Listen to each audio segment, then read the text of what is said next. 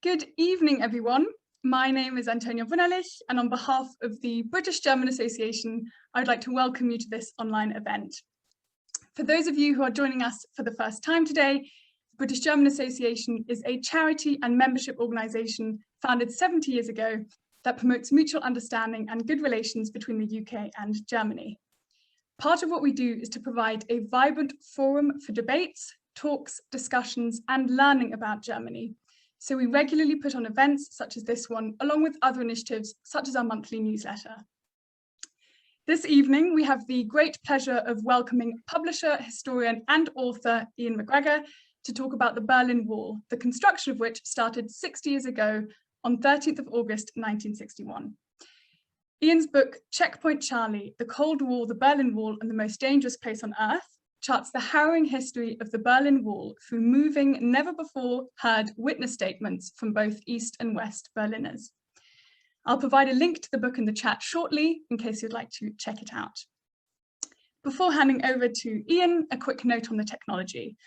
There will be a Q&A session after the talk, and the Q&A will be conducted by the Q&A function, which you should be able to find at the bottom of your Zoom screen. If you click on it, you can start typing up and sending in questions, and please feel free to do so over the course of the event. You can also like someone else's question, and the more likes a question gets, the higher it goes up on the list. So on that note, over to you, Iain. Hi, good evening, everyone. Thank you for joining this talk. Obviously, we're in, or we're coming out of, I should say, the major lockdown that we've had. So I've done quite a few of these talks because obviously as an author, I would normally be out and about at public events, which are starting to happen this month and going into next month, all being well. But generally over the past year, I've given this talk to schools, colleges, professional associations, as well as literary events.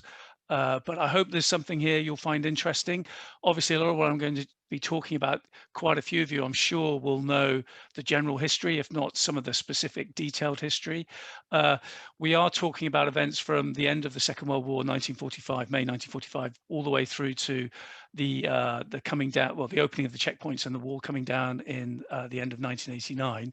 That's a lot of history to get through. So what I'm doing tonight through these slides is just to give you a series of vignettes, really. But obviously it's all relatable to the book that I've written. But for the moment, I will just give you a little bit of background of me. So as you were told just a second ago, my day job is a publisher.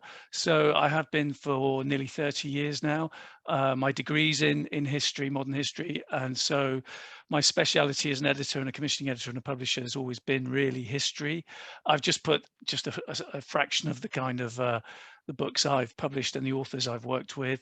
So as you can see, you've probably seen these books, John Nichol, Spitfire. I've worked with Simon Schama, Michael Wood's latest book, History of China, I've published that. And James Barr, which is he's a specialist in the modern history of the Middle East from before the Second World War all the way through the Cold War and where we are today.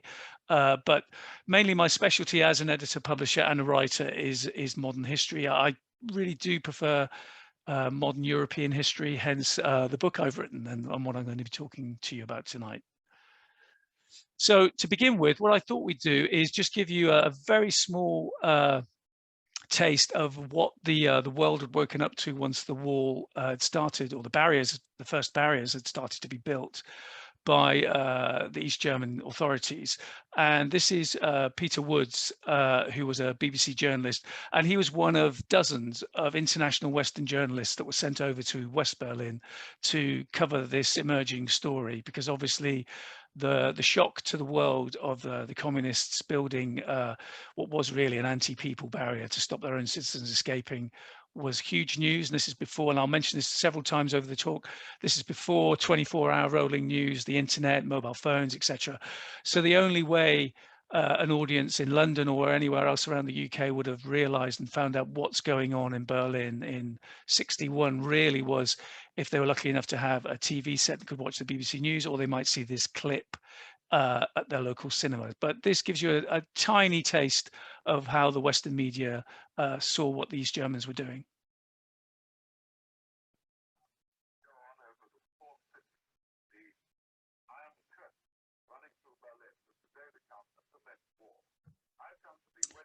Ian, I think we can't hear the actual sound. Oh dear. So you might have to see if... See if I can, hang on. Can you hear it now? Very faintly. Right, hang on one sec.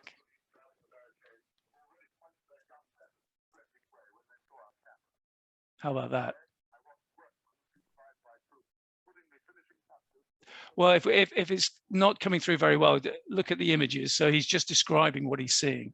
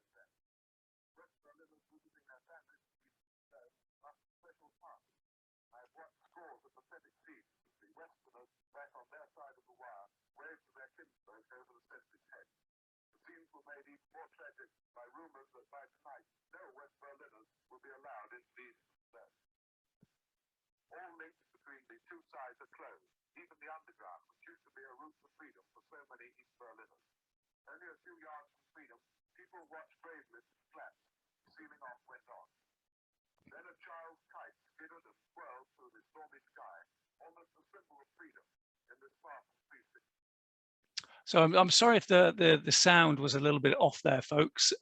What Peter was describing, he was near the French and Soviet sectors near Benaustrasse, and these images were taken probably 2 to 3 weeks after the initial barriers had gone up, because what you're seeing there are obviously East German construction workers putting in the actual concrete blocks to actually properly bar the way. Because as I'll talk about in the next few slides, what the first iteration of the wall was really barbed wire and cement posts. That's what went up first, and as I'll discuss later, that was the East German authorities putting their toe in the water just to see if there would be a retaliatory Allied reaction to what they were doing. So why was the wall necessary? So in the next half dozen slides, I'll try to explain very quickly, briefly, where we were from 1945 all the way up to August 61. So as you can see, this is a typical street by May 1945, the end of Hitler's Third Reich.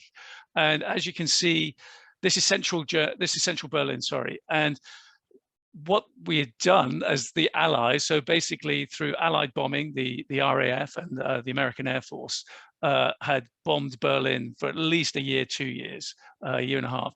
70% of Berlin housing within a 5-mile radius from the center, and you could take the center as the government district, was flattened. Obviously made worse by the time the Red Army had arrived by April 1945, and then spent the next few weeks taking the city in bloody and brutal hand-to-hand fighting and taking street by street with the use of tanks and heavy artillery. So this was what was left, and obviously this was taken a few weeks after the surrender. So by then, the Berliners themselves, the Trümmerfrau, as they became famous, were already underway clearing the streets, especially the arterial sections of the city, to make sure they could clear the rubble away and start hopefully rebuilding Germany. But a city of nearly 4 million during the pre-war years had been reduced to roughly around 2.8 million by the time of the surrender in May 1945. And these were the people that came blinking out into the spring sunlight to realize, well, what's become of our city? And as we can see from this photo, there was a great rebuilding job that was going to happen. So the Allies quickly came into the city. This photo, I just love this photo because even though it's taken a few years later, this is from about 1951-52, the May Day celebrations. And what you've got here is an artillery officer in the center, flanked by British military policemen. And obviously they're standing in front of the Reichstag. Many of you have recognized that. And that was where a lot of the British sector was. So that's why they're standing there. But the Allies came in once the Russians had obviously been there for some time, a few weeks, and the surrender had been taken. Montgomery, Field Marshal Montgomery's representatives were there too. The official declaration of surrender had been signed. That's when the Allied units were allowed to then go into the city and take over what had been agreed at the Yalta conference, that would be the agreed sectors that each of the Allies would become in charge of, which would mirror what they had done to Germany itself. So as you can see from this map, which is in my book, is what the Allies agreed and signed off on. The country itself would be split into what was initially 3 segments. It was going to just be British, American, and Soviet sectors. But then obviously de Gaulle, who was obviously in charge of the Free French section, and they had done a lot of the fighting after, or during and after D-Day, all the way up to the surrender in May 45. There was a strong case made that the French should partake in the occupation and overseeing of the country. So they were given their section from Britain. And obviously their section was obviously on their border near the Rhineland and Alsace-Lorraine. So as you can see, what we have here is the country split into 4 sections, and that was mirrored, as we can see, further into the Russian sector, where you can see Berlin itself. And that's what happened, as a lot of you will know, that was happening to Hitler's capital city, was then turned into a sector of occupation where all 4 Allied powers then had control. But what we can see as we move through the years, one of the key things that I always try and remind students of when I'm talking to them about why was Germany so important to the Russians to keep separate at the time. They did want them demilitarized, and eventually it was one of Stalin's aims, if he could possibly have done it, to have a unified demilitarized Germany. Was, as his foreign secretary Molotov had said in 1946, what happens to Berlin happens to Germany, and what happens to Germany happens to the rest of Europe.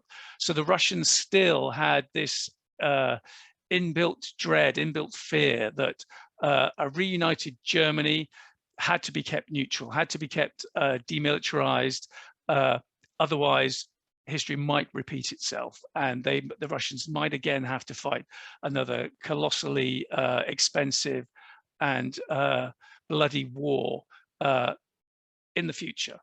So the Allies themselves, again, there was the argument. They wanted, they would have loved a unified country, but they wanted to have a strong, economically strong, not military strong, economically strong Germany. France was probably the only one of the allies, Western allies, that had serious doubts about whether a unified Germany could eventually work with the Western allies again. Very similar to the Russians, they didn't want a strong militarized Germany on their borders ever again. But they still kept faith with the Allied powers, saying that, okay, if we're going to keep the country apart for now, we will work towards having a unified Germany eventually, once each of the occupying zones is being built up to obviously a unified plan. That was the hope in 45. And Berlin itself, again, was going to be rebuilt along those lines. And the 2 photos you're going to see now this is where we become at odds from 46 really onwards. By then, the Russians were doing the exact opposite of what the Allies, primarily the Americans, were doing. It was in the Americans' interests to try and rebuild the country. So what you have here is, as you can see, a very vibrant part, very well-known street thoroughfare in West Berlin, the Kudamm. The lights are on, the shops are open, everything's for sale. It was quite an exciting, buzzy place to be. And West Berliners loved it. And obviously it was an exciting place to be because obviously it was a military garrison by then. There's over 10,000 military personnel, French, American, British, and that's not including the Russians and East German troops that were there too. And obviously you've got the intelligence agencies and the diplomatic sections too. So it's a very, very exciting place if you were living in the Western sectors. However, if you're living in the Eastern sectors, this is where the main problems were occurring. And this came up time and time again in many of the 24 or so East Germans that were from this period that could remember growing up in East Germany after the war ended. And some of them obviously would escape, and we'll talk about that later. But this is the reality behind some of the main thoroughfares that the East Germans were obviously rebuilding to obviously showcase what the new socialist government was going to build for the rest of the country. This is what the reality was. Huge areas of the city mirrored huge areas of East Germany under Soviet occupation and East German socialist rule. Lots of places still had to be rebuilt. Obviously, in the first year of Soviet occupation from May 45 onwards, as many people have talked about, and it's in all the history books, and I'm sure you know it too, lots of infrastructure was uprooted and cased up and shipped back to Russia to help rebuild that shattered country. So the East Germans were really, even though they may have had the best intentions of building this socialist utopia, they were starting really from ground zero, as this photo shows. And so obviously that would lead to a lot of social unrest, social upheaval, where by, I think when I was doing the research for the figures, by 1961, so from the time of when the intra-German border was constructed in the early 1950s under Stalin's orders. And by that, I mean, you know, a properly fixed border that's running the length from the Baltic all the way down through to Czechoslovakia and Austria. You've got a hard border of barbed wire. It might not be as deadly as it would become, but that was the basics, and it was guarded by motorized troops and border police. But it wasn't like I said, it wasn't the deadly no entry zone it would become once the Berlin Wall had gone up in 1961. Still hard to cross. So by 1961, the main place that people were going through and had gone through for the last at least 10 to 12 to 13 years was Berlin. Because as you saw in the map earlier on, Berlin's 100 kilometers or so behind the Soviet sector, the intra-German border, but it's still an Allied controlled zone. And what you've got here is this picture shows you, this is the French sector, it's really very, very easy to cross. And like most, like today, for instance, we live in London pre-pandemic, I should say, and hopefully we'll get back to it. If we need to go anywhere across the city, off we go. We'll jump on a tube train, overground train, a bus, the DLR to get from A to B, whether it's going to work, going to see a friend, going to an appointment. It's not a problem. And this is the same thing that was the situation in Berlin right up until the wall was built. So East and West Berlin is freely mingled. There's probably about 800,000 Berliners traveling from East to West to go about their daily business. And as you can see from the photo, they could easily cross. The odd one or two might get checked by a policeman who happened to be standing there, but generally there was free passage. And that's the loophole. That's what a lot of East Germans were spotting, as in, I might not be able to get through the hard border that now the Soviets have erected. This is my best chance of sneaking through undetected, especially if I'm just carrying basic belongings, either in a satchel, a suitcase, or a haversack. So by 1961, 2.1 million, that's a sixth of the population of East Germany at the time, had escaped through to the West and through to freedom or a new life, economic new life, political new life. And 50% of that 2.1 million was under 25 years of age and were mainly from the professional classes. And that's the lifeblood of any economy, even today. So that was this brain drain that was constantly like it wasn't even a trickle, it was a proper flow of humanity was leaving, going east to west. And here they are. So this is coming into the Marienfelder Refugee Center. This is just a classic photo. So I sourced this photograph from the museum that's there. It's a brilliant museum. Several brilliant museums in Berlin, by the way, which I'm sure a lot of you know. But on various trips that I took there, you just look at the statistics of people that were going through, and this is how they would arrive. And it wasn't just, again, when you read the letters and the diaries of people that have left at these museums, you find out that whole, like for instance, a GP practice would literally close overnight and all the doctors and their families would have left. A factory or an engineering plant, again, a team of say 2 dozen, 3 dozen people would literally have upped and left that night, and the companies closed down. And this wasn't just in 1 or 2 towns, it was right across East Germany. And this was what was affecting the government right up until 1961, and which was the thorn in the government's side, and what they were passing up the chain to the Kremlin, who obviously their overseers.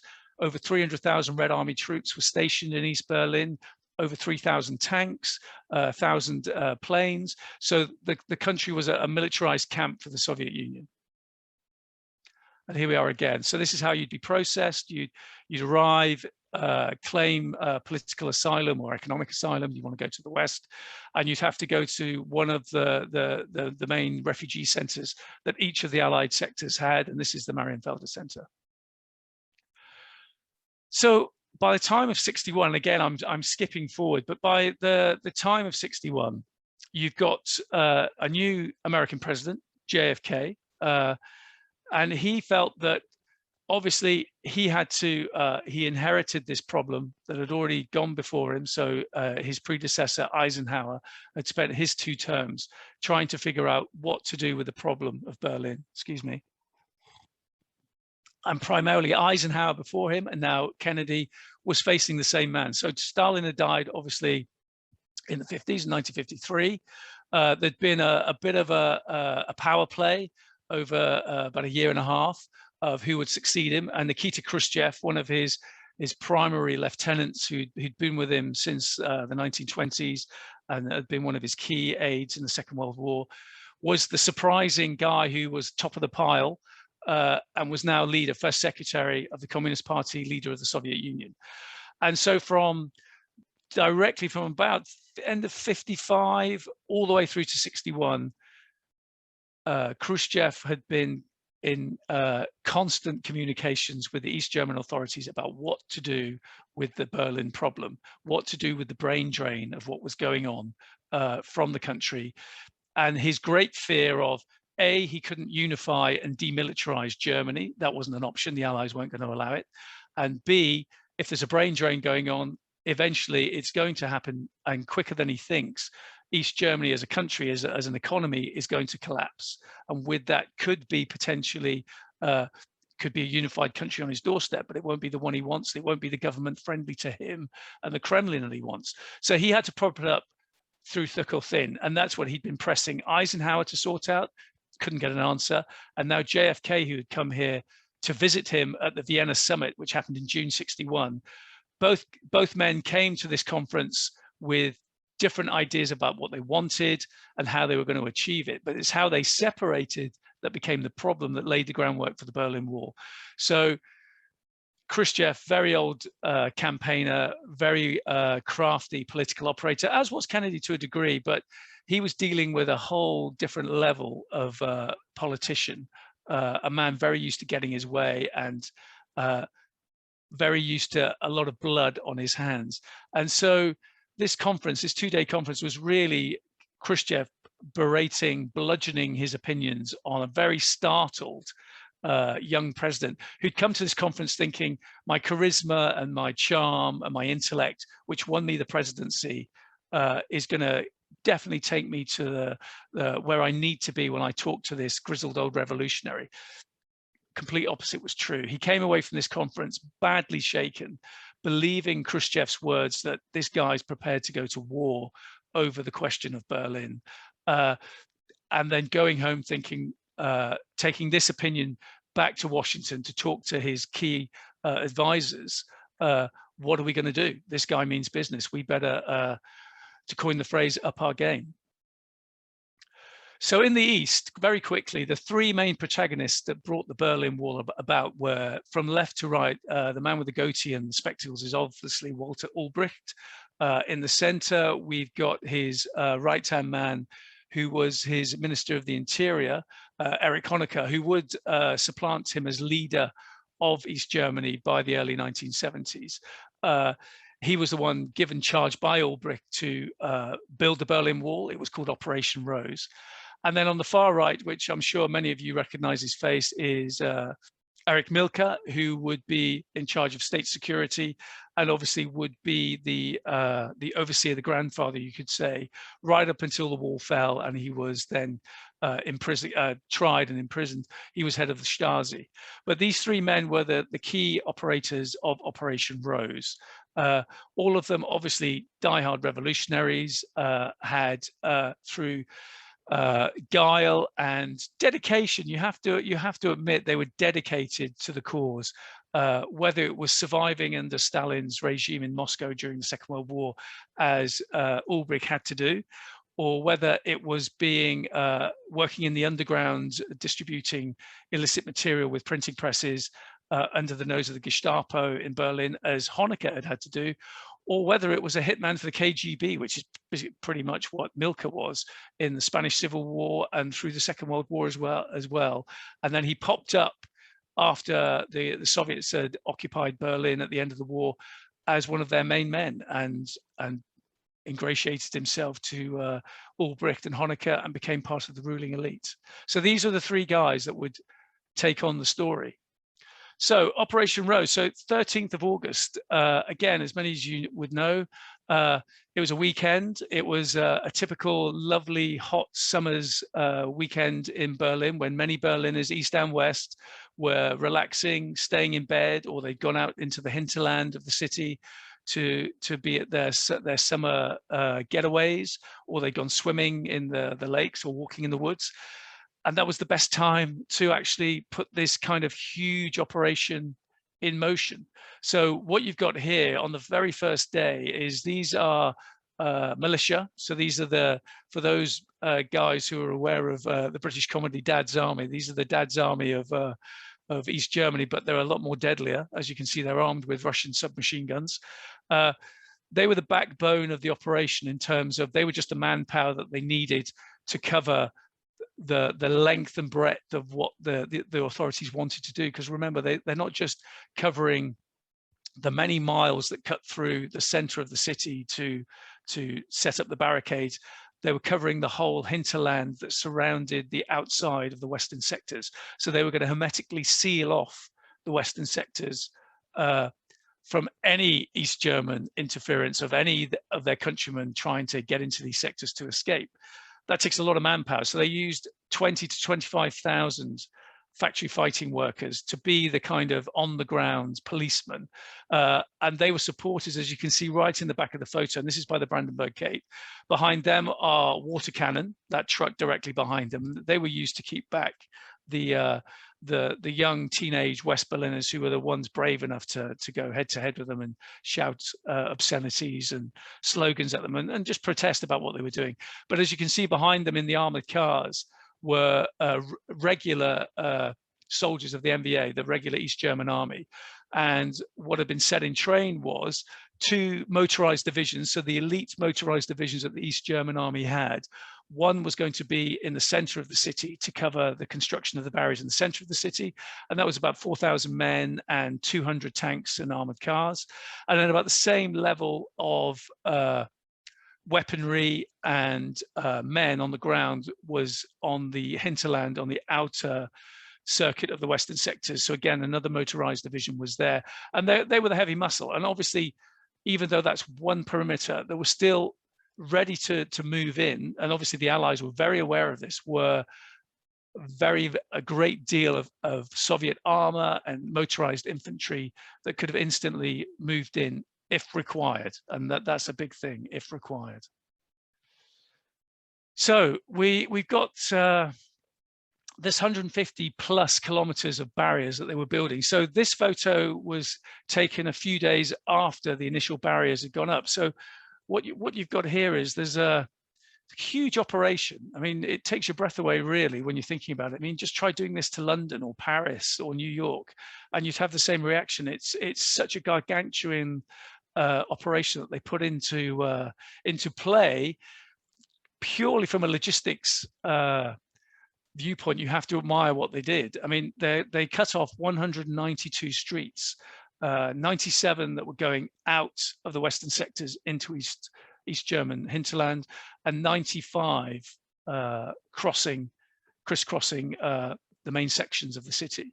They were closing down stations, U-Bahn and S-Bahn. They were looking at closing off the sewers. And now 81 of those official crossing points that had been so easy, that had been porous for the East German citizens to just literally walk across, as we saw earlier on, had now been reduced to 10.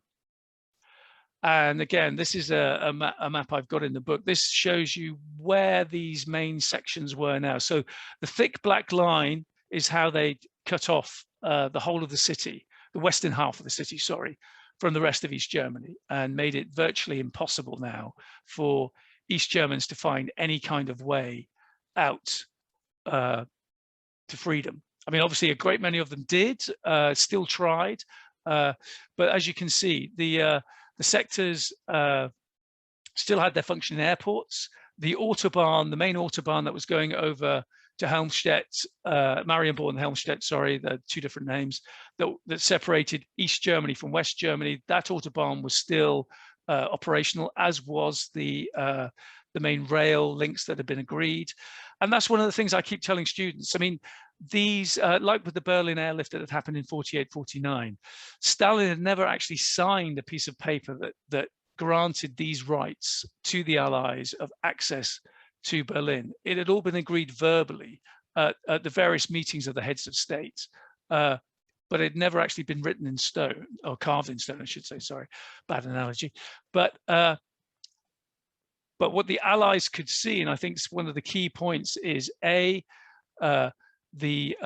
East Germans, all the guards and the soldiers that they had out on the borders as they were doing this work were primarily had their backs to the Allies and were looking at their own countrymen in their own territory to make sure that they weren't going to A, stop the construction workers building the wall, and B, they weren't trying to escape. And also they were building these barriers inside their own territory, inside what they saw as sovereign East German territory. So when the Allies were looking at this, and again, I've interviewed many of them, and they all said the same thing. They were standing mouth agog, either looking through their binoculars, or they were close enough to actually, stones throw away from what was going on, especially at Checkpoint Charlie. They could see this and they're thinking, well, there's not much we can do because they're doing this inside their own territory, and they're not incurring on our territory. And that was the paranoia in the first few days, in the first week, I suppose. Were they going to move into the western sectors? And once it was clear to the Allied commanders on the ground that, no, they're actually not doing that, and we've still got the air corridor open, we've still got the Autobahn open, we've still got the canal and the rail links open, they're actually not going to touch us for the moment. Therefore, what do? We're not going to take that major decision of physically trying to stop them building these barriers. But obviously, if you're a West Berliner, all you're thinking about is, I've just been hermetically sealed into this city. Yes, the Allies and the diplomats, the international garrison here and the foreign diplomats, they've got free access of travel still. But at that time, the East German authorities were stopping the West Berliners crossing into East Berlin and getting out of the western sectors over to West Germany. That happened for the first few, probably first couple of months. So you would be paranoid, thinking, what's the next step? So one of the, I'll speed up a little bit, sorry, but one of the main things JFK tried to do, that he was trying to react, and obviously he has this famous saying as a wall's a hell of a lot better than a war. The Allies and Harold Macmillan in London, and the French Premier as well, they all weren't going to take military action once they could see this was what was happening. JFK had to make some kind of PR stunt to appease the huge morale drop that the West Berliners were having, and obviously to show the Russians and the East Germans that they weren't going to just take it lying down. So he sent over this guy, General Lucius Clay, who'd been the very first overall commander of the western sectors in Berlin in 1945, and then he'd also been the mastermind of a very successful Berlin airlift in 48-49. Huge Cold War warrior, and was a firm believer in you don't take a backward step with the Russians or the communists.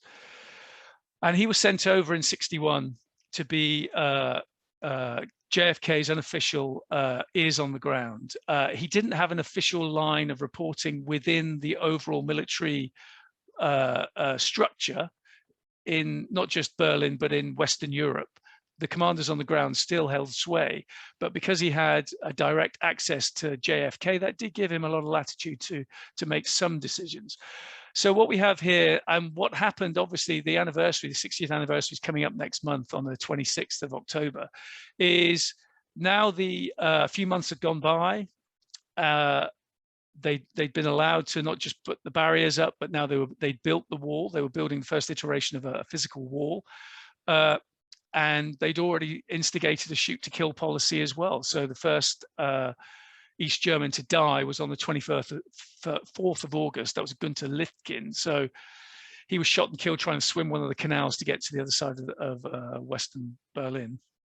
But the next step was to see Albrecht see if he could now squeeze put more pressure on the Allies to actually vacate, because that was the dream of these German authorities and the Russians too. Could they push the Allies out? Now they built this wall too.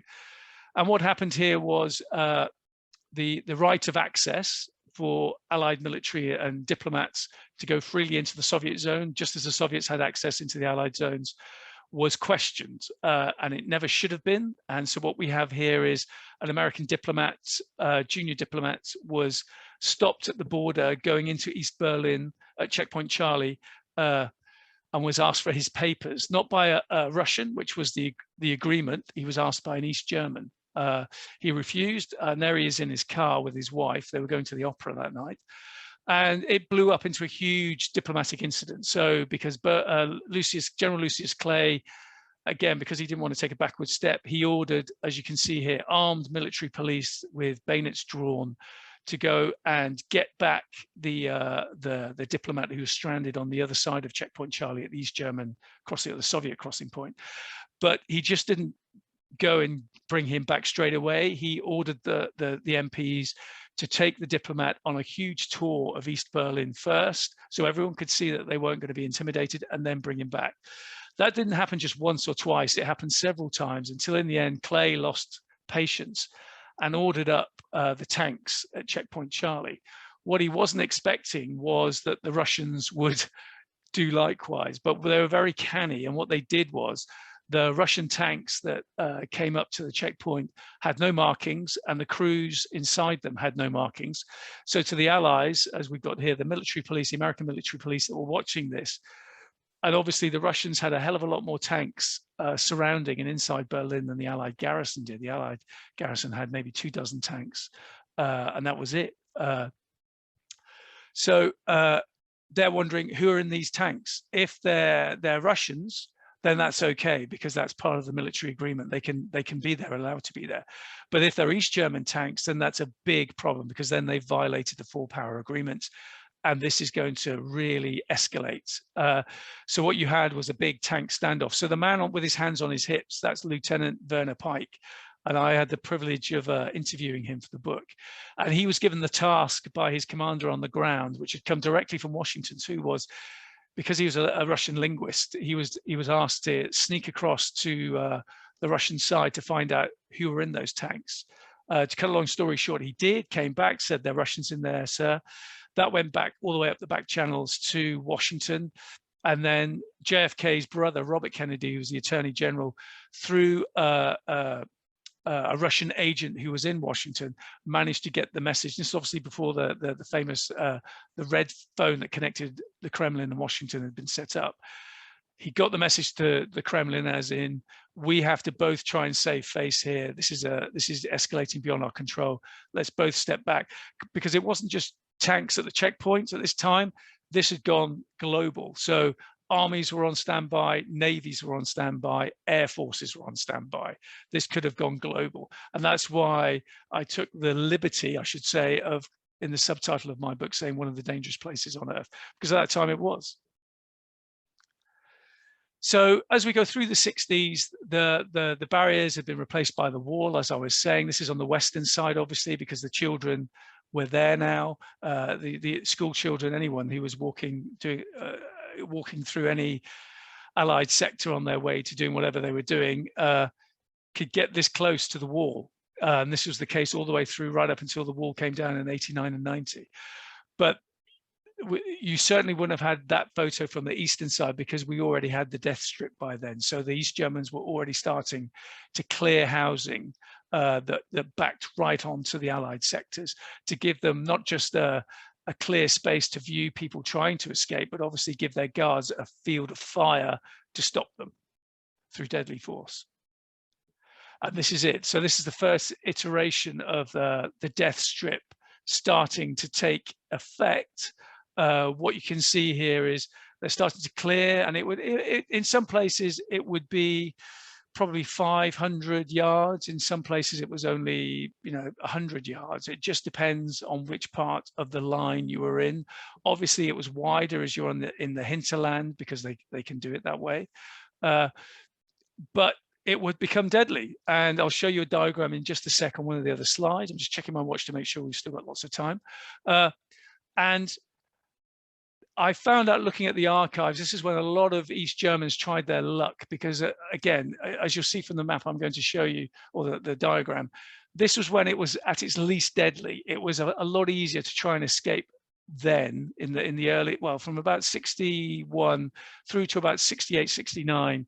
A lot more East Germans attempted to escape and a lot more Germans succeeded in escaping.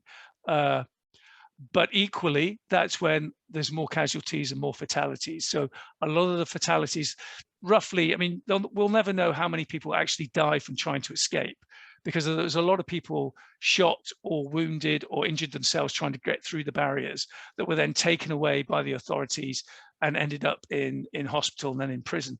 A lot of those, well, not a lot of those people, but a few of those people would have died of their injuries. We never know. We can't find the records on those. The actual records of being shot and killed and that includes about a dozen or so East German guards that were caught in crossfire of escapees shooting back as they were trying to escape. Is roughly about 200, 201. And this is just one of the escapees. So again, you might recognize this face. This is an 18-year-old Peter Fechter, who on roughly the anniversary of the first year of the war going up, him and his mates, and I do a whole chapter on him in the book, it's called Elvis is Dead. He was just a young 18-year-old kid who was a bricklayer, apprentice bricklayer, was fed up of life and how he could see his life going in East Germany, and just with a few friends decided, right, we're going to try and run across this death zone. How hard can it be? And of about 8 or 9 friends who'd all encouraged or built themselves up to try and do this, there was only him and one other friend who tried to do it. His friend got over the wall, and Peter was fatally shot 4 times. He was unlucky. He was the second one trying to get over the wall, and he was shot. And the reason why it became such a big story was he literally bled to death right by the wall where he just hadn't managed to get across.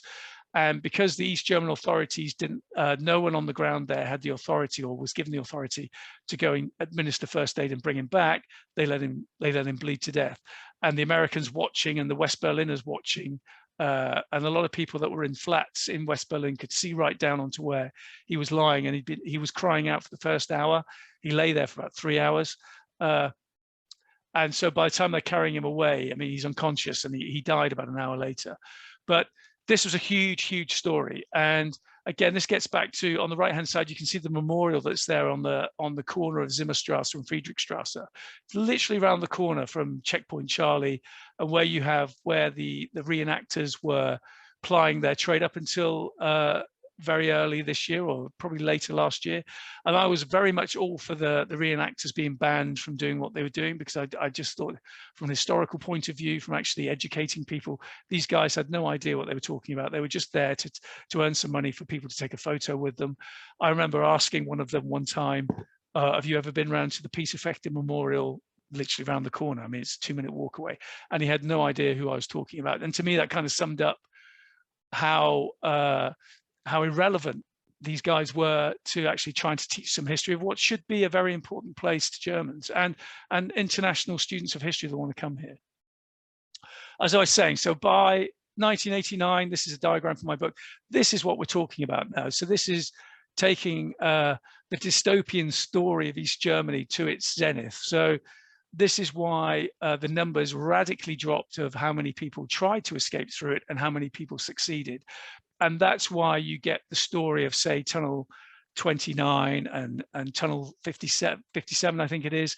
That represents how many people escaped through the tunnel, and how people would then build balloons and try and go over it. It was virtually impossible to get through this if you're trying to go through it. So, I mean, I won't go through it in detail, but you've got so many layers of what barbed wire, electrical fencing, dog runs, huge barriers, and then obviously you've got these very expensive state-of-the-art guard towers, 360-degree viewability, guards arms. I mean, right up until about the mid-1970s, they had automatic machine guns, but because Honecker was very keen for East Germany to be recognized as a sovereign state by the United Nations, with all the economic benefits that would bring, he then did away with them, because he knew that that's just not going to wash with the world authorities. So as you can see, it was just impossible to try and get through. So by 1989, I'll be very quick now, this is the kind of face of the successful economic experiment that Eric Honecker and his party would like to have shown the world. Strong, happy worker, working in heavy industry, because to these Germans, again, that was what they were all about. Was, yes, they were now giving more consumer goods and more opportunities for East Germans to work in the consumer areas. But heavy industry was where it was at, which was very, very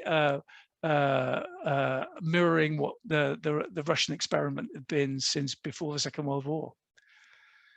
But if you disagreed, which is what I interviewed and talked to very many East Germans from my book, if you disagreed with the system at any level, however arbitrary you might think the regime was, you might still think, oh, I still get a free education all the way up to a university level, free healthcare, job for life, state pension, and my housing's cheap. If you disagreed, for instance, with one of the people I talked to with your lack of choice of who you were going to vote for a student council at your college, you could be taken off the streets in one of these undercover surveillance vans, bottom left, and end up in one of the Stasi-run prisons that dotted around the country.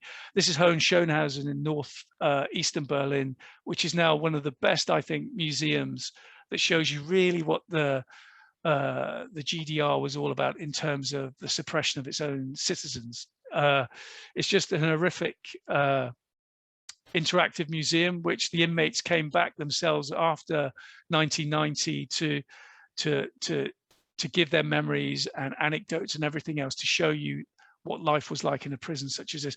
But this is where you would end up, and this is kind of what the reality was. And as I say to a lot of students, when they look at 89 and the wall coming down, there was lots of reasons why there wasn't a great deal of, or any bloodshed really, with the collapse of the wall and the later collapse of the GDR itself. Was on the left-hand side, you've got Lech Wałęsa, who ran Solidarity, and that kind of was the tipping point in the Eastern Bloc itself. So this was the first democratic movement that was allowed in the Eastern Bloc in Poland, which had a radiating effect to the rest of Eastern Europe, and primarily in East Germany, because a lot of people could see, well, hang on, this movement's been allowed to exist, and then through the years be allowed to state their opinions, state their views, and almost, but not yet, be allowed into the election process of the Polish government. That had a massive effect on anyone who had any kind of liberal-minded hopes for where East Germany could be. Then by 1989, and again, you might recognize this photo from Tiananmen Square, where a huge surge in democratic protests in the capital of China was brutally suppressed by the Chinese People's Army. Thousands were killed, thousands were wounded. That had happened in the summer of 1989, before the war. and as we'll talk about in a second, to a lot of the new generation of leaders that were going to be running East Germany by November 1989, they really shied away from what the old regime in East Germany probably would have gone for, which was called the Chinese solution: heavy suppression using military force, which is what East Germany had used with Russian help in 1953 with the East German uprising, which had been suppressed. So this is one of many protests that were running through the country in the autumn of 1989 that were primarily huge in the major cities outside of Berlin, so Leipzig and Dresden, where big demonstrations, peaceful demonstrations involving hundreds of thousands of East Germans were allowed to happen and not be disrupted by heavily armed police, riot police, or even soldiers from the East German governments. They were stepping away and allowing this to happen. And there's, like anything where you've got mass protests, political protests, it builds a momentum of its own until it was radiating throughout the country. So by October 1989, on the left-hand side, you've got the 40th anniversary, the official 40th anniversary of the birth of the GDR of East Germany. And obviously you can see all the dignitaries and the East German army marching past in formation. And amongst the dignitaries at the front there, again, you might know this photograph, is Mikhail Gorbachev, the head of the Soviet Union, who was their guest of honor. And he'd come to this meeting, obviously to be part of the celebration, to be in the photographs, but behind the scenes, he was giving a very different message to Erich Honecker and the old regime that was still running East Germany. Was, I've got my own problems to sort out in the Soviet Union. I've got my liberalization policies that I need to push through. I've got my democratic policies that I need to push through. Poland's about to be cut loose soon. That's going to have a domino effect in the other countries that are bordering you. You've either got to realize what's going on and follow our kind of path towards liberalizing your country with the hope of staying in power, or you will fall, or you'll go down bloodily, and we won't be supporting you this time. This was dismissed very haughtily by Honecker, and so what happened was there was a bloodless coup where the man smiling on the right-hand side, his deputy Egon Krenzer, took over with the help of Erich Mielke, who was still running the Stasi, to oust him. He was very ill by then, Honecker anyway, with cancer. But it was a bloodless coup, and the new regime had taken over. They still wanted to retain power, but they wanted to obviously try and put a tap on the social unrest that was ravaging the country. Tens of thousands of East Germans were already on the Hungarian border and getting into Czechoslovakia and trying to make their way through to Austria to freedom. And freedom of travel was a big thing for East Germans at the time. It had been for several years. And again, that's what I was picking up with the people I was interviewing. So the man giving the huge frown, again, you'll recognize him, Günter Schabowski, the press officer, the head of the press for this new regime that had taken over with Krenzer. He'd helped Krenzer take power. He was exhausted. He looks exhausted in this photo. He'd just come back from a short holiday to just try and recover, because he was mentally burnt out from everything that had been going on over that summer. And one of his first jobs he was given as he arrived back in the main ministry in Berlin was by Krenzer, who passed him this note, which is on the right-hand side, which I found in the archives, which was to tackle this question to the waiting Western press, the international press, of how were the East German authorities going to remedy the complaints that the vast majority of their citizens had about they wanted freedom of travel. And obviously they knew ultimately they were going to have to bow somehow, but how could they tie up their population in bureaucratic red tape, but still allow them access slowly, and the most loyal citizens as well, to have access to not only the Western Europe, but these Eastern satellite countries, especially like Czechoslovakia and Hungary and Poland, and stay in control. And Schabowski was not on top of his brief, which I go into detail in the book. So when he's equally just importantly, he'd been a diehard communist stroke socialist all his life. He wasn't used to going to these press conferences and being seriously questioned by journalists who weren't going to be arrested or taken away by Stasi goons who were upset by the questions they were asking. He had to sit here and listen and actually give an answer, and give a logical answer. So when he is not on top of the brief, and he's talking about how they're going to have these, how they're going to allow East Germans traveling, and how it's going to, when it's going to take effect, when they'll be able to go through the checkpoints in the Berlin Wall. He's quickly asked and doesn't understand, when is this going to come into effect? And because he's looking at his paperwork, he just snaps out, well, it comes into effect immediately. And the balloon goes up, and it does take a few hours for that news to go out. Obviously, it wasn't going to be reported in East Germany, but it was reported in West Berlin, and then it was reported in West Germany. And that, at the time, 89, that was trickling through to East Germans who were listening to West Berlin radio, and could probably try and listen to West German radio and see West German TV. So the cat was out of the bag, so to speak. And so obviously by that night, 9th of November, this is what was going on at every single checkpoint along the border. Thousands of East Berliners were coming to the checkpoint, believing that by some miracle, they can now have free access into West Berlin. And equally, they were arriving at the checkpoints along the East-West German border too. So typically you've got this East German border commander thinking, well, what do I do? And he was the same as all the other checkpoints.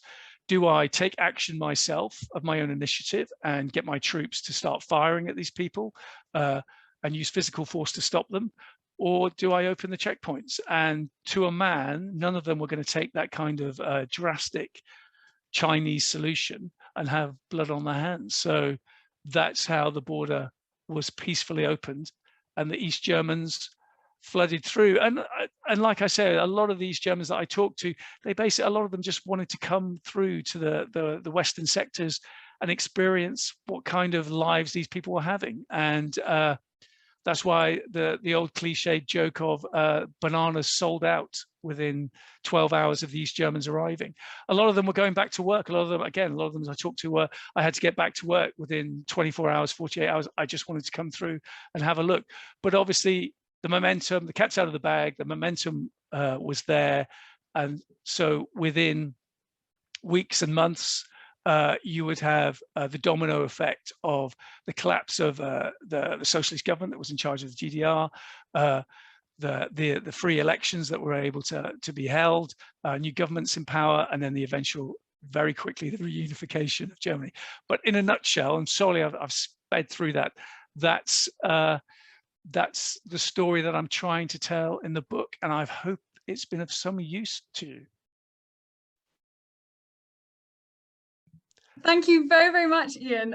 That was an incredibly informative presentation, and I'll now allow about 10 minutes for Q&A. And I'll kick off actually with a question of my own. I'll quickly stop share. There we go. So one question of my own would actually be, you've of course visited Berlin many times, and it's changed immensely in the past few years. But the wall is still such an important part of the city's history. Visitors can go to Checkpoint Charlie, you can buy pieces of the wall in souvenir shops. But what do you think is the most important aspect of the wall that should be kept alive in people's memories?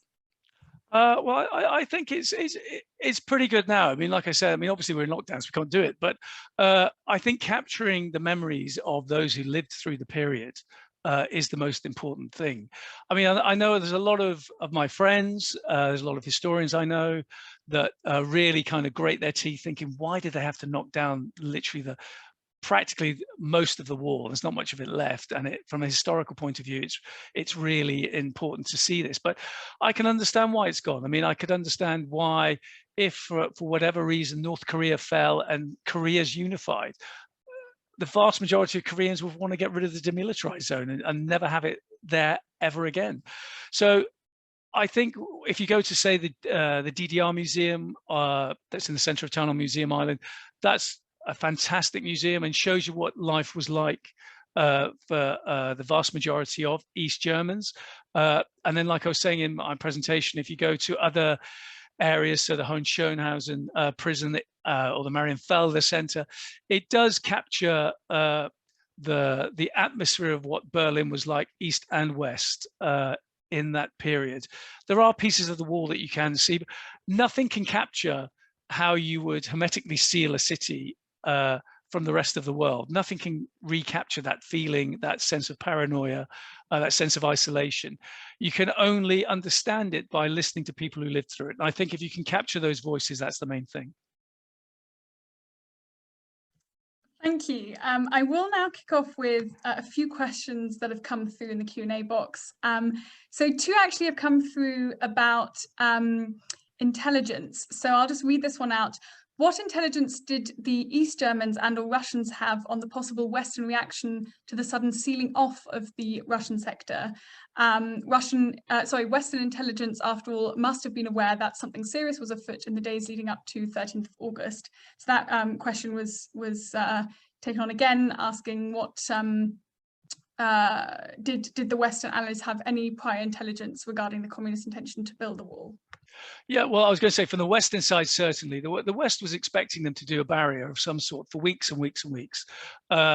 They knew something was coming because, again, it's if you read the reports that various agencies were sending through the cycle of intelligence gathering, whether that be spies themselves or that were going into East Germany, or the refugees that were still pouring through right up until August 13th, there was lots of reports of a mass buildup of construction workers or construction material that was being stored outside the hinterland of the city. Because you've got to remember, it's tons and tons and tons of concrete posts and miles and miles and miles of barbed wire.